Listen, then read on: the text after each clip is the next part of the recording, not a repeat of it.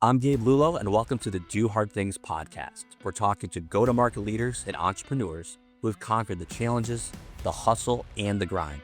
Get ready for real talk, real insights, and no fluff.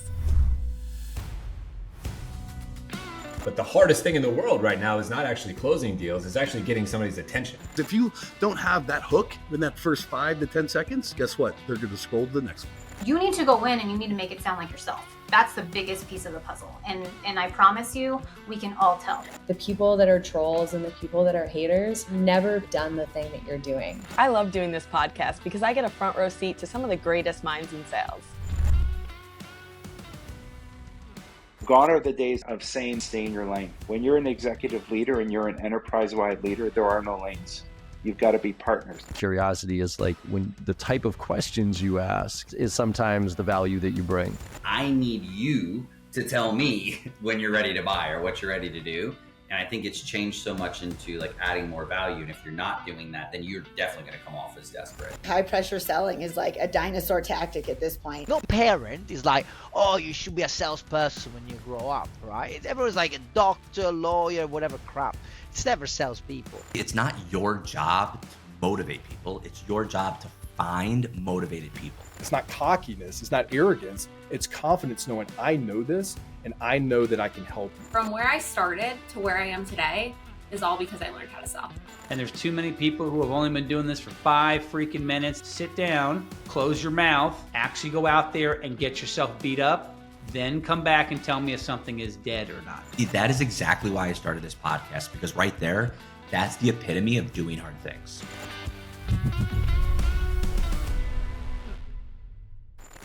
Welcome back to the Do Hard Things podcast with Lexi and Gabe. Today's guest is Yaron Vorona, a serial founder, ex-VC, and founder coach specializing in the leadership transitions that make or break early stage startups.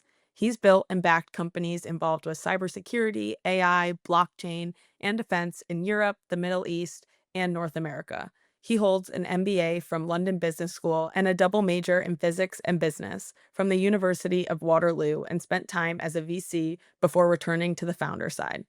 Now he works with seed to Series A deep tech founders who are technically brilliant but running into a wall. Their team isn't functioning, their board is losing confidence, and they haven't slept properly in months. His diagnosis, it's almost never a strategy problem, it's a leadership problem, and most founders don't see it until their investors do. He calls himself a dad venturer, which tells you something about how seriously he takes the whole life piece of what he does. Yaron, welcome to the show.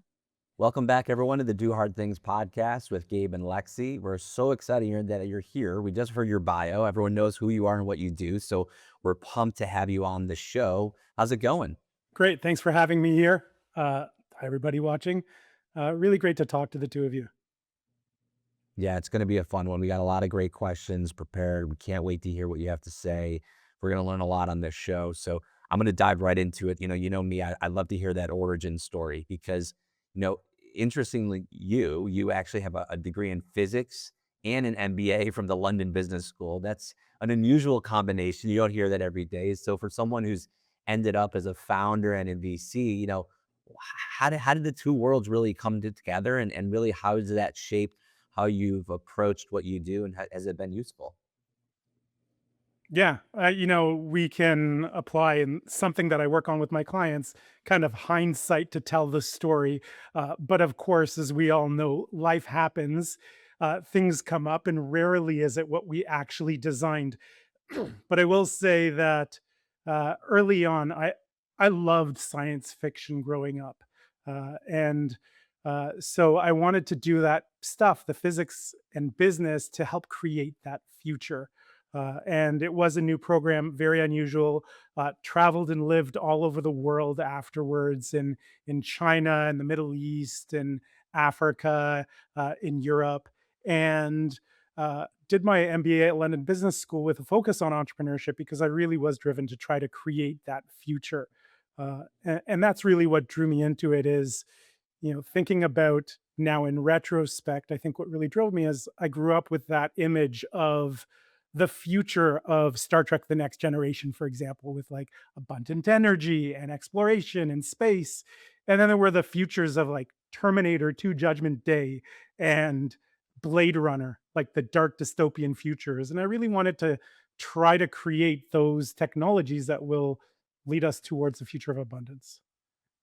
Such a great story, and really excited to get into all of this with you today. And you've founded companies in cybersecurity, AI, blockchain, defense across multiple continents, and it's a lot of different areas. What were you chasing, and was there something connecting them all, or was it genuinely separate chapters in your life? Again, retrospect and a lot that I've learned since. I think at the time, when I started in cybersecurity, and it was when I began at cybersecurity with using AI to defend mobile devices against threats. And this was over 10 years ago, 13 years ago that I started it. So, not much going on in the world in AI. It was cutting edge technology. And, then it was maybe ulterior where I saw a future in which, as long as we are alive and there are humans, we'll need doctors to take care of us. As long as we have technology, we'll need cybersecurity to defend it. And I thought, from a market thesis, it was a good place to start. And I got excited by it, doing some work at a nonprofit with NATO's Energy Security Center of Excellence on the risk to critical infrastructure. And so I founded my first company. I think I made most of the mistakes that you can make as a first time founder, but I did manage to raise some pre seed capital from Silicon Valley VCs from up here in Toronto, Canada. Eventually, when it was the cool thing to do in 2017, did a pivot to blockchain to try to create a blockchain based ecosystem to defend the Internet of Things, which was also the hot buzzword at the time, and basically ended up throwing as many buzzwords together behind some really, or in front of some really unique intellectual property. But of course, bad founder mistakes early on, ran out of cash in 2018, shut it down. Uh, Joined an early founding team, led them through a pivot as the business co founder into the defense tech, and really fixed some of the mistakes by, for example, not focusing on the technology, but focusing on the market need first. And it's still something that I work on with founders, which is make sure that there is a market for what you want to create rather than thinking, I have this cool technology and trying to go out and push it onto the market that might not want it. I love this. I love this. So you brought up VC, like you had this big pivot, right? So you went from being a founder to sitting then on the VC side reviewing other founders. So what really changed in how you really saw and looked at startups in the world of being on the other side, right? Making the investment decisions. I think it was driven basically by a realization that I loved, even when building my own ventures, I loved helping and working with other founders more than I was concentrating on my own business. So, being an advisor for early stage ventures in an accelerator, and jumping over to VC, first of all, a lot more stability involved there. So, being able to draw a salary, having the opportunity to invest in growth. Maybe there's a little bit of ego too, of sitting on the other side of the table and not being feeling like a supplicant. And so that was what really drove it. And I really did love that, being able to bring my startup experience, the operational team experience with my finance education from the MBA and bringing that to bear as a VC. Let's talk about the leadership gap. You specifically work with seed to Series A deep tech founders, and that's a very specific profile. What is it about that stage and type of founder that keeps pulling you back?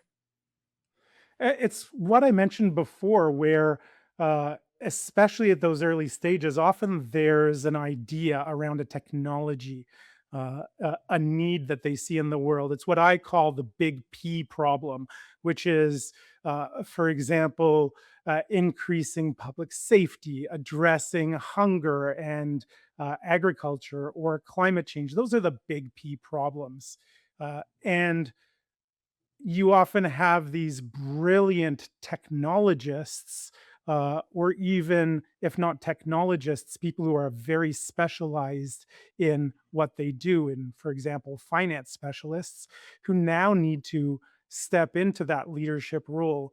and start focusing on different matters. So, not just the big P problem, but the small p problem of who, as in an individual, is the customer that I'm going to serve? What is the pain that they feel? And does my solution actually address their most important pain, or something that's more of a paper cut than a bleeding neck wound that needs attention right now that they're really willing to pay? And then as they grow through that seed to Series A, it becomes less about proving out the technology, but proving out the market and building the team around them to enable them to scale and grow in a significant way. I love this. So you said that the problems you see most often look like strategy or even team issues on the surface, but almost always they're really leadership problems underneath. So what does that misdiagnosis cost founders, and why is it so hard for them to see that themselves? Yeah. So it's really hard to look at oneself no matter how experienced one is, right? You look at yourself in the Right. mirror, you really need to convince yourself that what you're doing is the right thing and act uh, in that way towards the people around you and to convince them as well.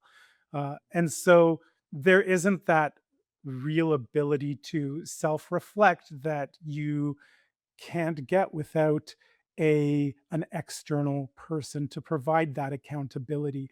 But more so, if you think about any company that failed, and I've looked at the research of hundreds, thousands of companies that the postmortems that have been done, running out of cash, market problems.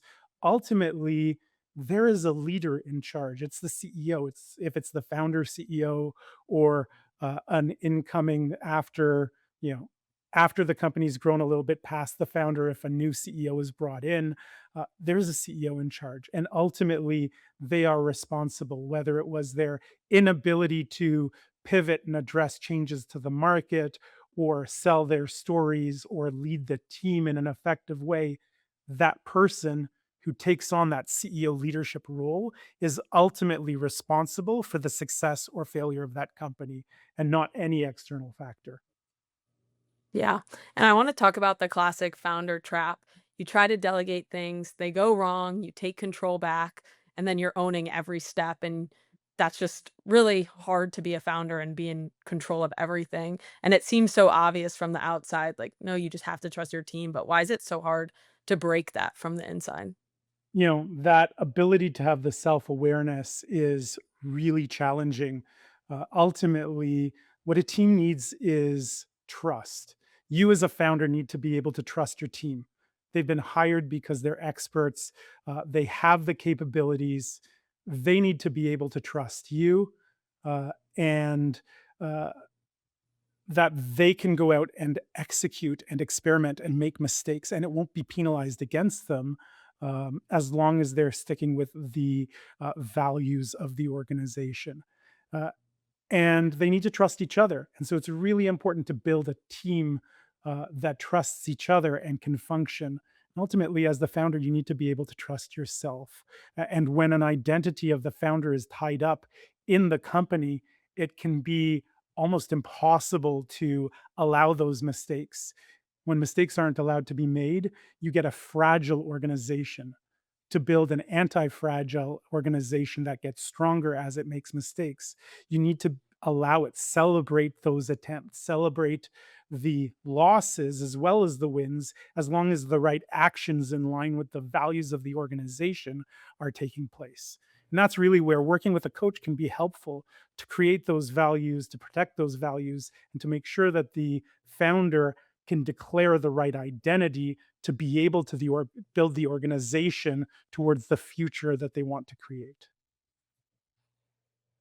So let's talk about something that's a little fearful, right, for founders when a board comes in and has some doubts, right? So they want to, professionalize the executive, they like to say. So that's a phrase that definitely strikes some fear into founders.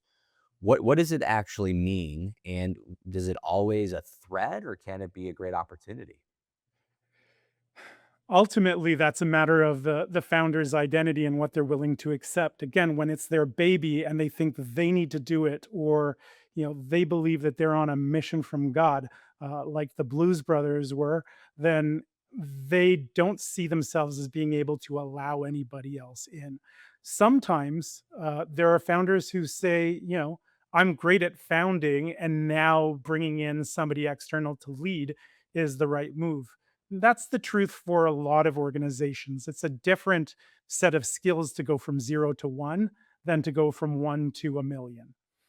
That said, it is possible for the same founder to be effective throughout the life cycles.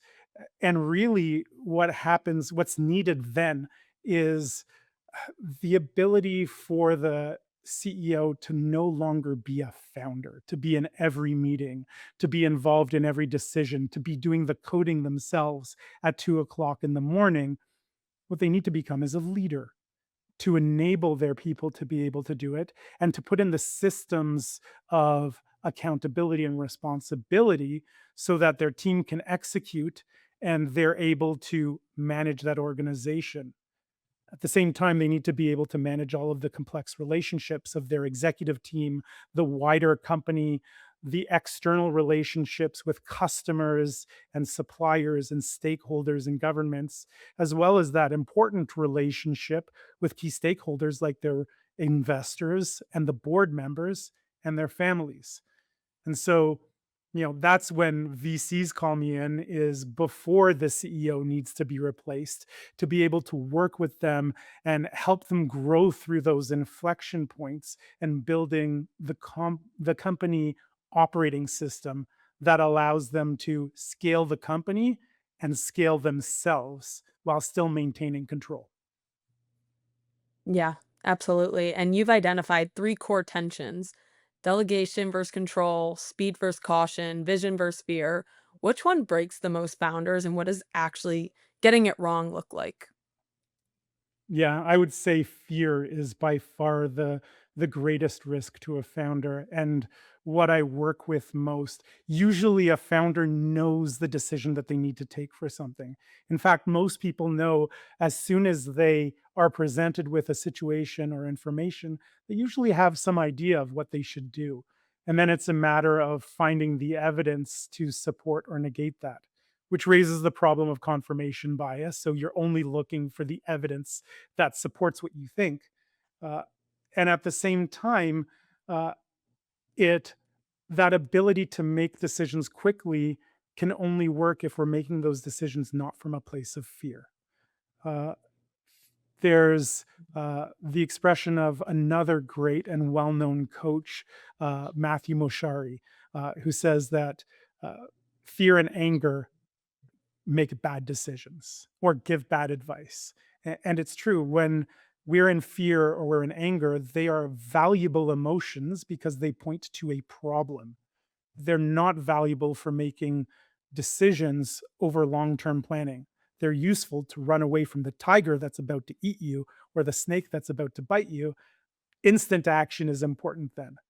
But for making long-term plans, we need to engage our prefrontal cortex rather than operating from, the base reptilian brain. And in order to do that, there are techniques that we can use to address the fear and to make sure that fear never stands in the founder's way of doing the things that they know that they're supposed to be doing. I'm loving this. Now, you came up with a phrase or actually a word that is epic. I'm going to start using this in my family. And you call yourself a dad venture or dad venture. Is that what it is? Dad venturer.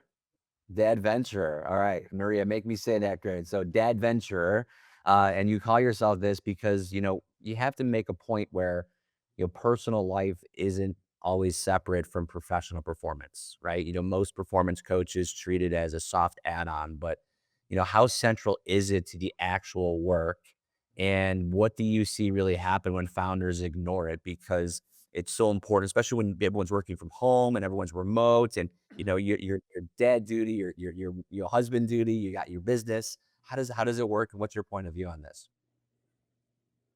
I think that having your whole life be in control is essential. We talk about wanting to lead our companies and our teams to success. And that can only happen if we are operating at peak performance. Right. The greatest athletes in the world all have coaches, not because they're bad at what they do, but because they're great at what they do. And those coaches don't just work on their form and technique for the sport, they work on everything. In a similar way, a CEO who works with a great coach will be able to address their mental mindset, the physical needs to be able to to operate at their best every day without stop. And so focusing on nutrition and movement as the pillars of both physical and mental health, both of which rest on a foundation of good sleep, is essential. And then how can you effectively run a company if you have a falling out or a difficult relationship with your life partner, or if your children are not doing well and you're not present for them? you know I bring a lot of different philosophies into the work that I do, whether it's, some Buddhist or Eastern mysticism, or Western philosophies. And one of the ones that I find really powerful is Stoicism, both because operating from the four cardinal virtues of prudence, temperance, fortitude, and justice are so essential for being a great leader, but also because of the idea of memento mori, to remember death. There's no point in building what you're building if you're not living for today as well. No founder ever in the history of startups have ever looked back on what they've built and said, I wish I had spent less time with my family. Yeah. Exactly. And I want to double down on that. Most founders are simultaneously responsible for their team, their company, their customers, their investors, their family, themselves. Something feels like it always has to lose. How do you help a founder prioritize that without the whole thing feeling like a betrayal of something else? Again, the founder is really challenged by these conflicting priorities, these paradoxes. And the only way to operate both as an organization with a solid culture or as an individual is to be really clear on your values. Why are you doing what you're doing? What is it that you want to create, not only for the world, but for yourself? And why is that? Related to that, I've been working on a framework to understand what truly motivates people uh, in their lives, whether it's within companies or externally, and where are the gaps between those. And the way to be able to balance those priorities are to understand, where are my values? What is the reason I'm doing all of this? And then asking, when those priorities come into conflict, ultimately it's a question of values. Which values are coming into play? Talking through that, talking through, again, the fear, as we already spoke, the fear of what happens if you choose one over the other, and understanding that everything is figure outable, everything you can recover from. And no matter what actions you take, if you do it from a place of values, you can look back. Even if you make a mistake, you can learn from that without regretting that you did the wrong thing, because what you did was in line with those values that you hold so dear. Yeah, absolutely. So let's talk about the hard things. That's the name of our show.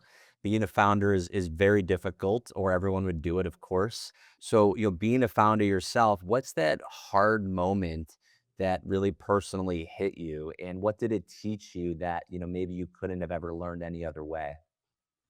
Yeah. Well, I'd say it's really easy to be a founder, and it's hard to be a leader, right? It's Yeah. the analogy is, at least for on the male side, it's really easy to father a child.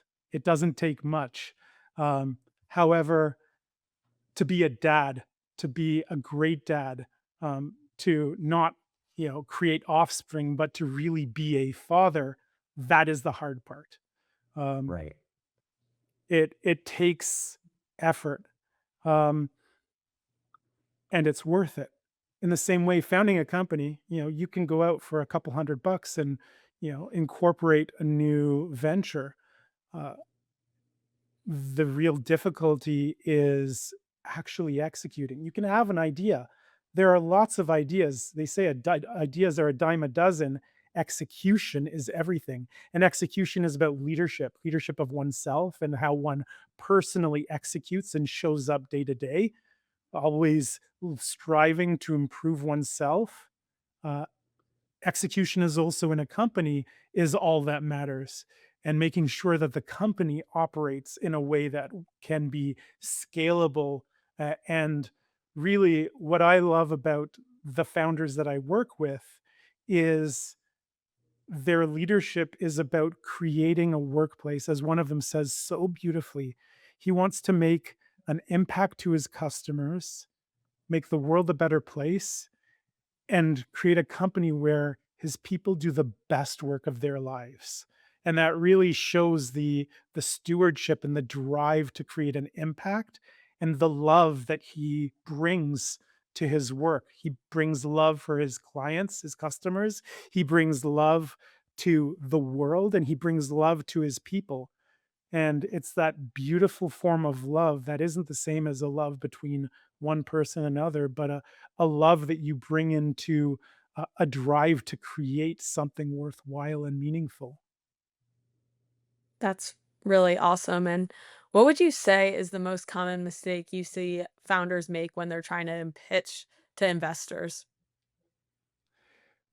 It's great. When you show up and you begin to pitch, a lot of founders think that they need to just paint a rosy picture, tell as much as they possibly can in as short a time as possible, and that if they just hit as many investors as they can, eventually somebody will say yes.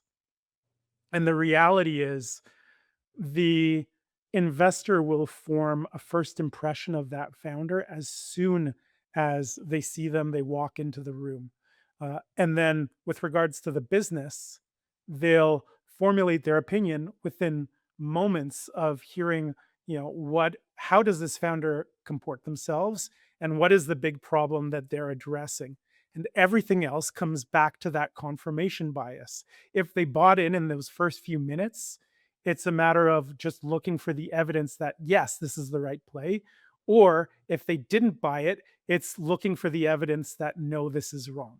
And so the ideal pitch, first of all, begins with knowing the audience, knowing really well the mission that you're up to and that you've got the right strategy, and then communicating the most important points very succinctly, even with the bad stuff right up front. The big problem that they're facing, that is the big ugly wart that this money is going to help them solve.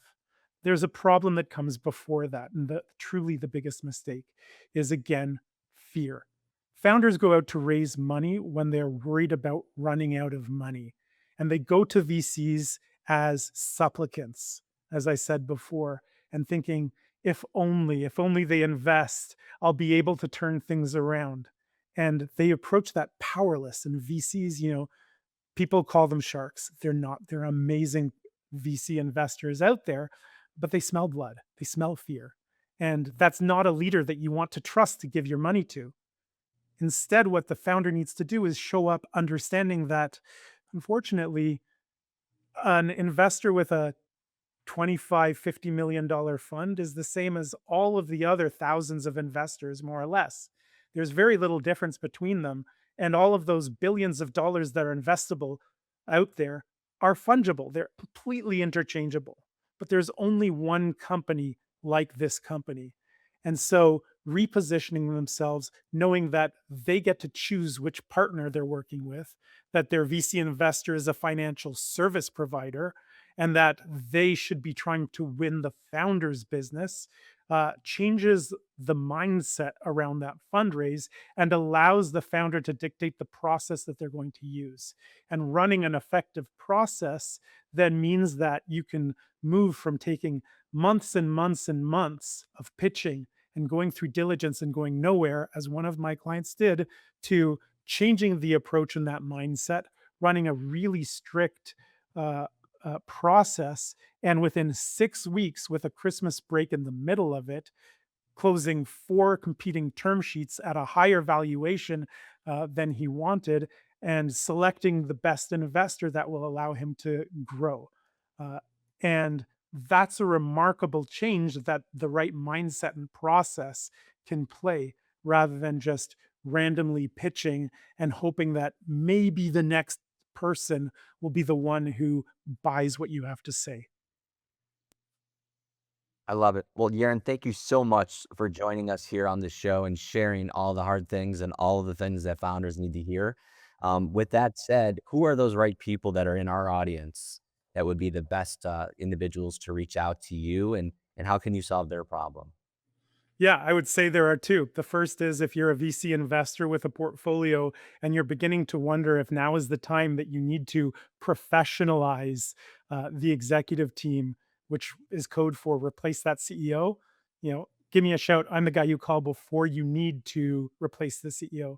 More importantly, though, if you're a founder and you've just raised a round of capital, your pre-seed, seed, Series A, you're going through those inflection points where you no longer can afford to be in every meeting. You need to show up as the best version of yourself and as a leader, not as just a founder. Reach out to me. Find me on LinkedIn. I'm sure that there'll be a link in the show notes. And I can't wait to help you create a real difference in the world, and that future of abundance that we're so looking forward to. Thank you so much, Yaron. You're the man. I appreciate it. Everyone else, go out and reach out to him. Follow him on LinkedIn. And again, thank you so much for joining us on the show. And to everyone listening, Lexi and I want to just tell you, go out and keep doing the hard things. And we will definitely see you on the next one. Thank you, Yaron. Thank you so much. Have a great day.